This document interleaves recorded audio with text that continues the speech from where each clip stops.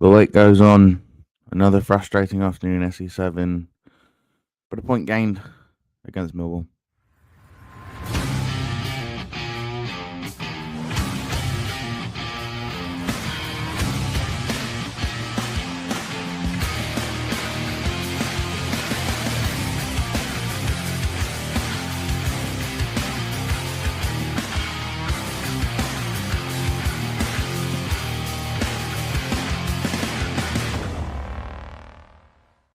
Hello, everybody. Welcome in to the latest episode from the Valley Floyd podcast. My name is Callum, and this is the post-match review of the South East London derby. A 1-1 draw between Charlton Athletic and Millwall. There's a couple of things that I want to chat through today, and we'll get to the game in a second. We'll get to some of the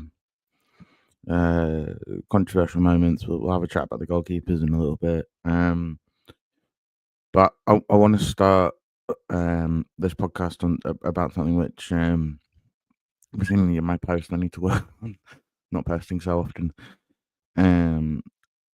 But if you've seen anything from me, it was something that I saw on after the game yesterday, which was some pretty apparent, at minimum, sort of racially charged comments directed towards Kane Ramsey. I don't know if any other podcasts have covered this or are covering it. I did reach out to a few. I didn't hear back. And I haven't watched anything else this morning. I didn't want to sort of cloud my own judgment of the game yesterday by doing that. I think you can do that sometimes. But all I want to say on it is that whatever your perspective on pretty much anything going on in the world right now, racial abuse is never okay. Racial abuse is never free speech. Racial abuse is something that needs to be stamped out quickly. And I haven't heard or seen anything from the club. I don't know if anyone really monitors things on a Saturday afternoon after the game or on a Sunday morning in the afternoon. But maybe tomorrow when people are back in. But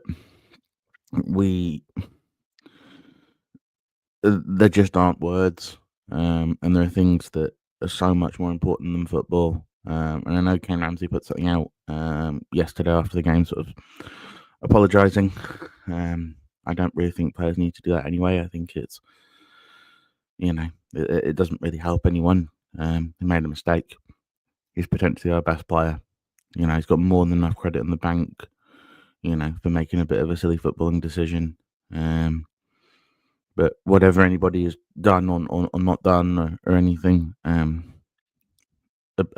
racial abuse is never acceptable, and I hope that it's dealt with swiftly. I hope it's dealt with seriously, and I don't mind putting this podcast sort of name towards that. I keep it very, very apolitical on here, and it should be. We're here to talk about football.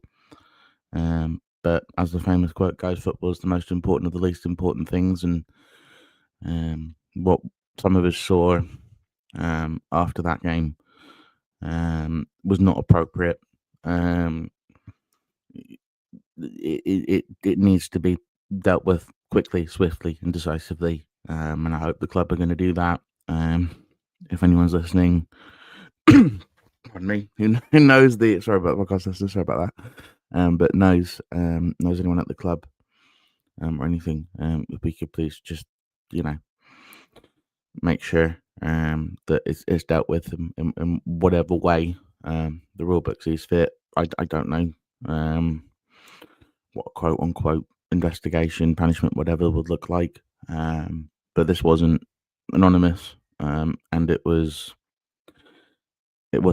purely racial, and it needs to be stamped out. And I wanted to start today by by talking about that. And I don't know if he's seen it, but if he has, I hope that that Kane Ramsey and his family and teammates and everybody else knows that is not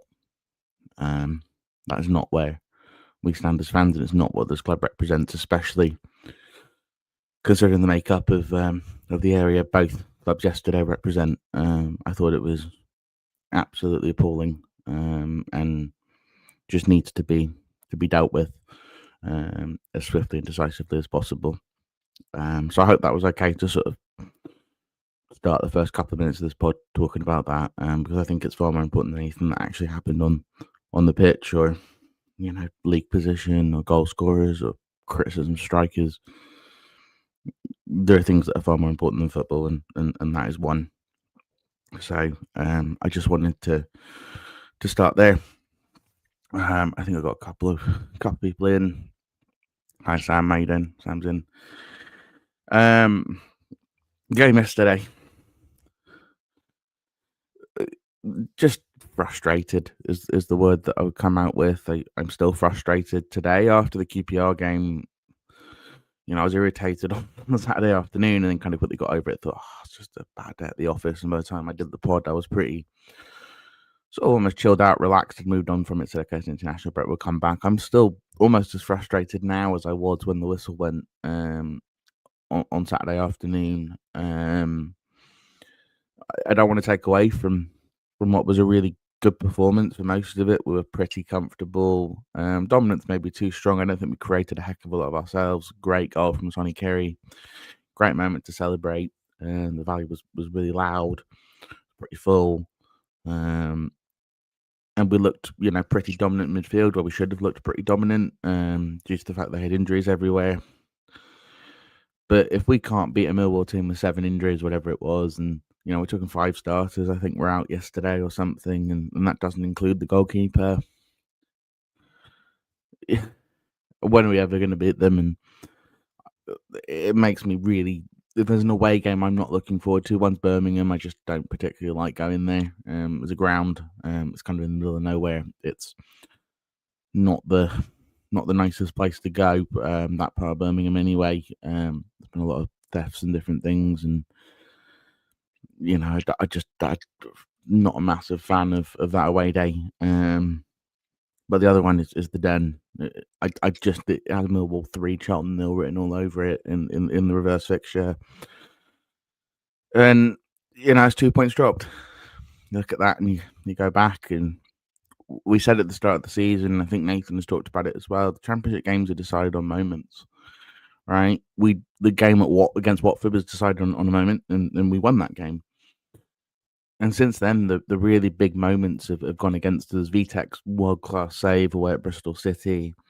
Not that second yellow, not happening. Leicester's wonder goal. And I was missing chances after chance after chance after chance. QPR not getting the second yellow, and that player basically setting up the second goal.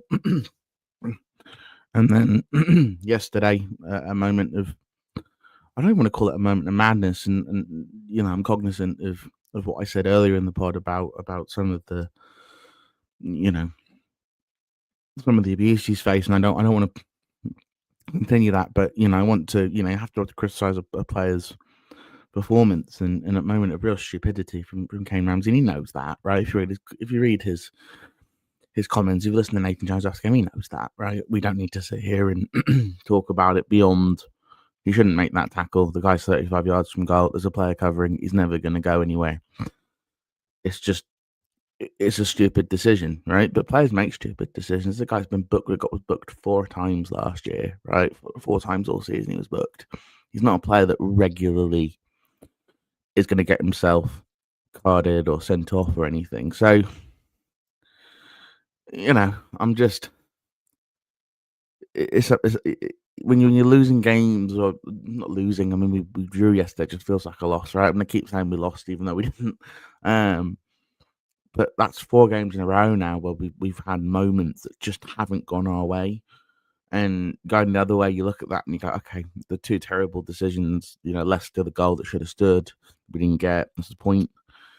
And then QPR, the second yellow that should have happened. We should have been playing against 10 men at 1-1 for half an hour. And then, the one yesterday, right? You think it's got to even out. And it hasn't evened out yet. It was a deserved red, don't get me wrong. But sometimes with tackles like that, you can get away with it. And, because the ref will go, it's too far away. He's not really on goal. And we didn't get that. And we're not getting that rub of the green. We're not getting the rub of the green in terms of strikers finishing things. And so I can sit here frustrated, but I think actually the fact that we're not losing games, we've only lost two games that we've played, right? And I think it actually means that those people that are panicking, I think there's a few people that are, but, for those that are, I think you're probably over, you're panicking for no reason. I think at some point it has to click. At some point the luck has to go your way. We're not losing loads of games doing it. But we are probably, performances probably say we should be on 10 points right now, right? Comfortably in the top half of the table, but we've got 5 and that puts pressure, right? Not winning that game yesterday makes Blackburn at home a must-win game. They just beat Watford away, yesterday. So, it's frustrating.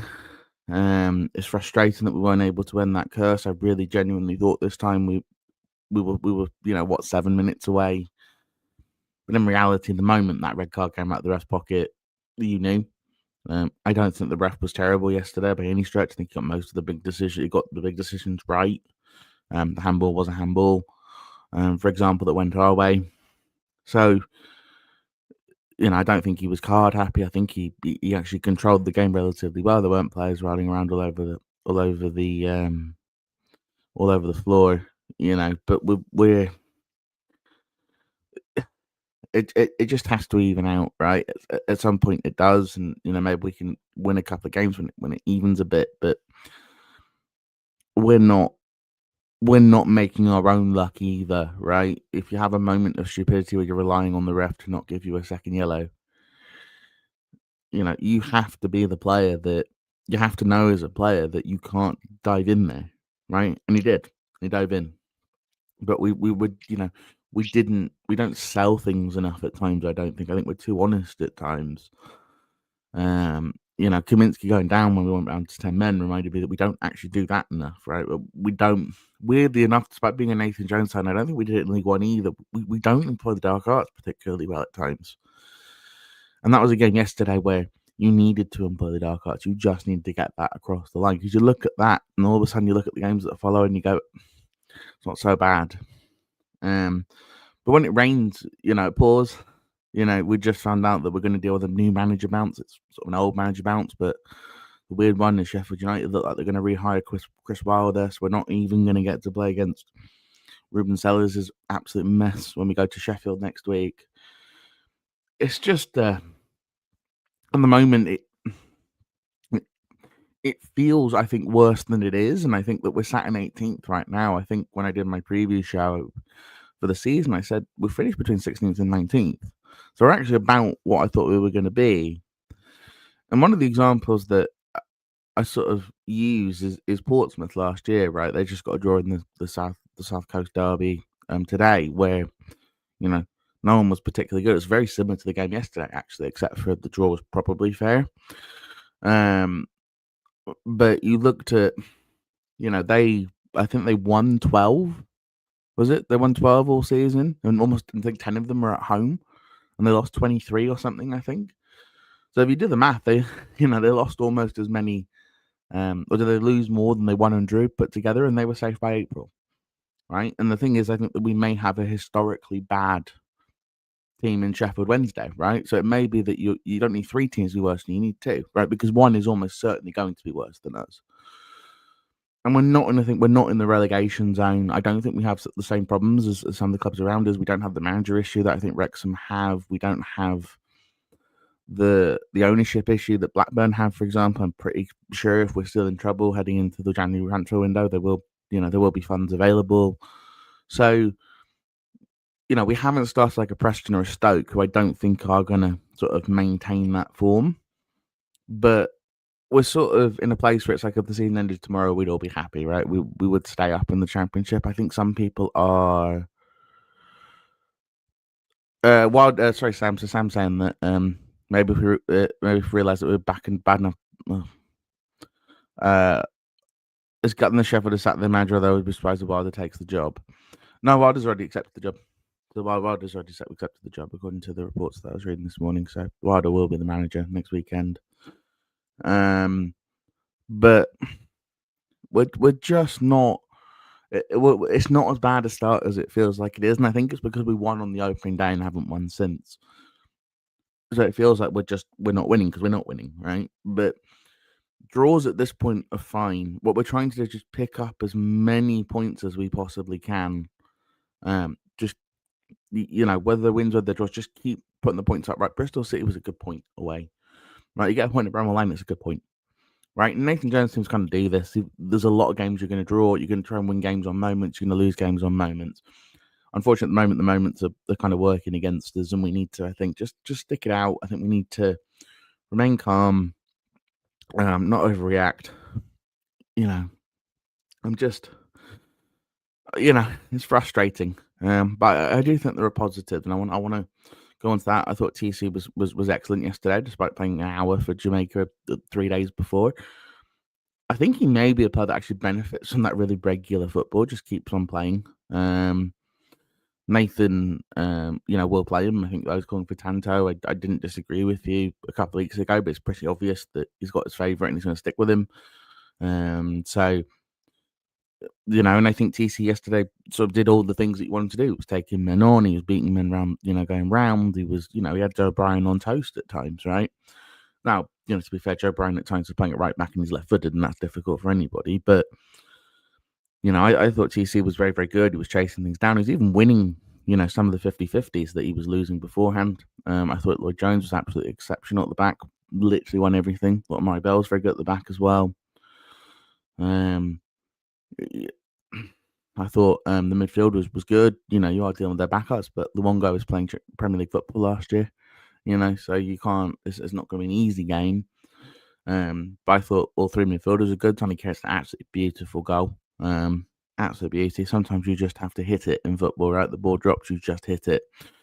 And sometimes you get lucky, and luck and skill, and you kind of make your own luck and all the rest of it. And he made his own luck, right? And that's, it's an exceptional finish, and, fair play to him. I thought Leeburn was okay when he came on. Wonderful setup for Tyrese, who doesn't have any support. I think we were down to 10 at that point. I would have liked to see Joe Rankin Costello, if I'm honest with you. I'm a little surprised that he just hasn't played. I don't think he was good against Cambridge, but I thought everybody was terrible against Cambridge, and it was like half a first team and mostly children. And I still think that in the dream world, you want Nibs in there. I think ahead of Carey. I think that's why I spent the money on Nibs, and Carey was a free. But Carey's been very, very good, so you can't drop him. Apt again blowing at 60 minutes was a bit of a concern. I think just can't get past that hour mark without looking, being run ragged. I think James Bree was bad when he was on. He looked didn't quite have the match sharpness. Put one ball into the box, which was pretty good. You can see what he kind of brings. Reece Burke clearly wasn't match sharp, and I don't know if that's his. It's difficult down to 10, right? Because having your man, everyone's gonna have two men on them basically. But that ball can't go into the box when it did, and we'll come to Kaminsky in a minute. Because I was reading a lot of stuff over the last 24 hours, which I think has been pretty crazy. In my sort of my opinion. Would I change anything going into Sheffield United? No. I guess the other part I mentioned is Kelman, who is getting plaudits, and I probably should clarify my feelings on Kelman. A player of that cost needs to be doing more than just running around. He ran around a lot yesterday. Did he force a couple of errors? I'm not even sure if he did that, right? There's a couple of balls maybe that were played slightly wrongly by centre-backs, but they weren't too harried by him. I don't think sometimes the runs he makes are, and I hate using this phrase because I think it comes across kind of condescending, but, wasn't quite intelligent enough with some of the runs. Some of them were straight and he should have been going out, or, he won a couple of headers, but he's not winning enough. He's not on the ball enough for me. And people will say, we overpaid this, that, and the other, but you can only judge a player based upon that price tag. We basic, and the problem for him is that we're doing kind of what feels like a weird walk through the looking glass moment, because Richard Kone, who QPR used the money we paid to them for Keltman, they've used that money to buy Koeman, who is absolutely like a house on fire at the moment. Now, we did this last season and went cold from about January, so it doesn't mean that it's going to last. And Kelman started slowly at Orient and then slowly built his way up to where he is, to where he got to, which was just top scorer in the division. And we can hope that he can kind of reclaim that. I think he just needs one, but the problem here is he's just not getting any shots off. Right? It's not like he's missing chances. He's just not getting any opportunities whatsoever. But I think the difference between him and a Godden, for example, is Godden does other things in the game. He makes intelligent runs, which opens things up for other players. He holds the ball up better, right? And I think he's just an all-round better footballer. But, he's 11 years older, and he's more wily, and he's playing against a lower level of competition. So we'll see when Matty's back out for the next couple of weeks, whether, what changes. But we need to score some goals, right? We need those forward scores goals. We have not scored 2 goals all season except for a cup game against Stevenage's backups, right? We just have to start scoring goals. And how we do that, I don't know, right? And I don't think the players we have are bad. I just think that we're lacking that moment, right? And we're losing games or dropping points on moments, and we're not scoring because of moments. And I don't quite know how you rectify that, but that's, I think, when most of our frustration will come from. Comes from. All right, I'm gonna finish off this string because it's been about 20-25 minutes. I think I'm hopping on another podcast at 8:00. I'll post if I am. I'm waiting on a couple of messages, but you may be able to come hear my dulcet tones on another show later. But this is something that I saw. I remember when Sue on Charlton Live said that the fan base has a thing where we need a scapegoat, right? And I've always sort of pushed back on the idea of scapegoats, but I do think that we my thing is, I think we need a scapegoat, and we don't always scapegoat the right people. I think there are sections of, not everyone, by the way, that's critical of the moment I'm about to talk about is doing this, but I do think that we're in a thing where when a player leaves a football club, fans naturally, unless it's a player like Kane Ramsey, who was clearly a level above at League 2 level, and we saw that, they will basically tell you all the reasons why that player is not good. And that's them processing a player leaving, especially if it's one that they like, right? I don't think a lot of Blackpool fans, what they were saying about Sonny Carey is true at all, right? It's just that you try to remember the bad times so that, you can process a player leaving. But I think with Kaminsky, what's happened is that Luton fans have said, he doesn't come for the ball for anything. He's too weak. He's a good shot stopper, but he makes lots of mistakes. And I think some of us have heard that and kind of internalized that that's what it's like. Well, Kaminsky came for multiple crosses yesterday, right? Punched 2, caught 1, came for another and did okay.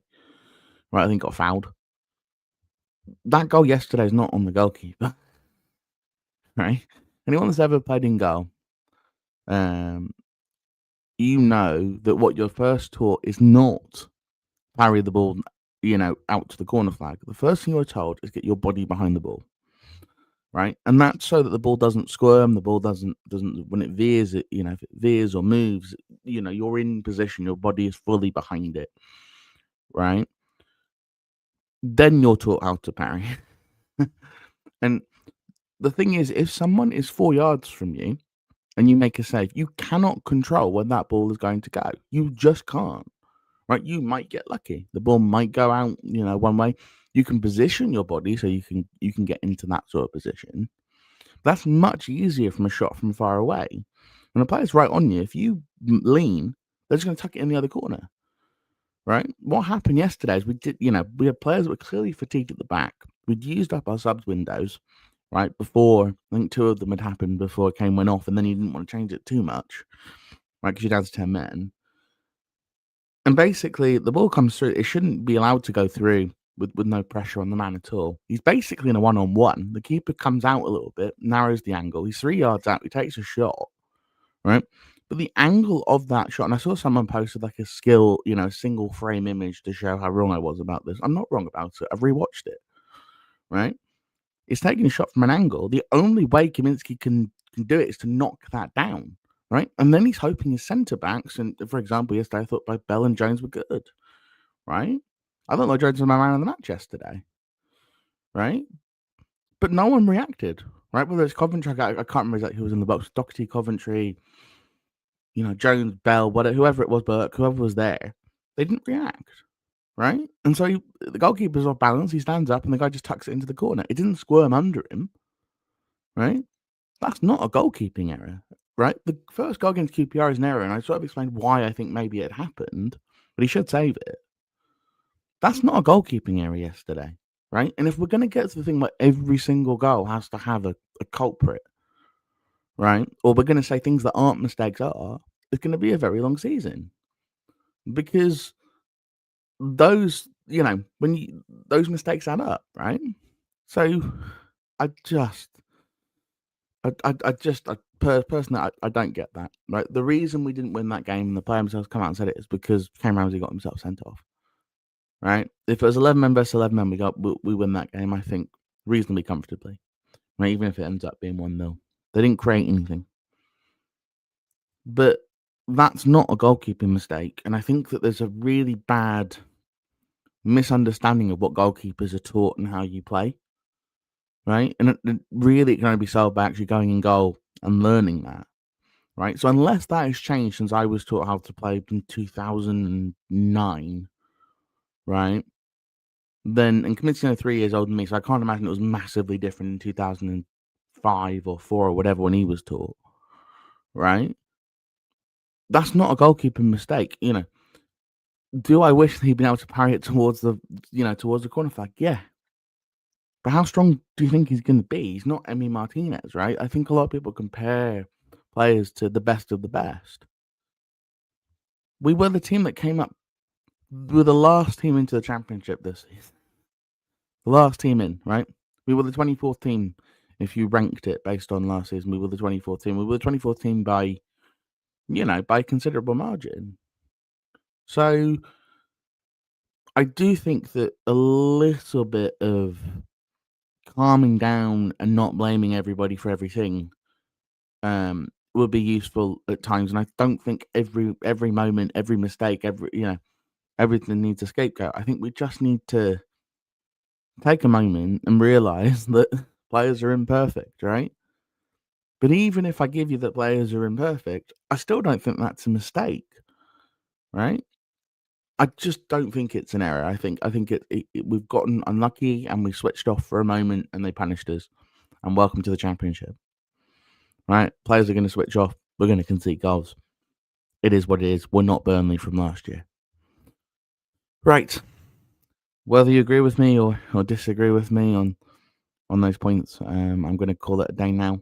Let everyone get back to their Super Sundays. Manchester Derby, I think, on about an hour, so I'm going to make some food. But thank you all for listening. Thank you for those on the pod. I really, really appreciate it. We've just gone over 1,000 listens. So I'm really appreciative of it. To those that say hello, I know people do sometimes at the grounds and different things. Thank you so much. And your support really means a lot to me. So thank you for making this podcast part of any sort of weekly rotation you have. And I will try this time and get a Sheffield United fan on to talk about the madness at Bramall Lane ahead of the game against and this sounds really weird to say, bottom of the table Sheffield United on Saturday, the 20th of September. Side note, congratulations to the women's team as well. 2 wins from 2. Came back from 1-0 down to beat Durham this afternoon. So well done to them. But yeah, thanks everyone for tuning in, and I hope that your frustration starts to ease a little bit ahead of a really pivotal game next weekend. All right, thanks a lot. See you later.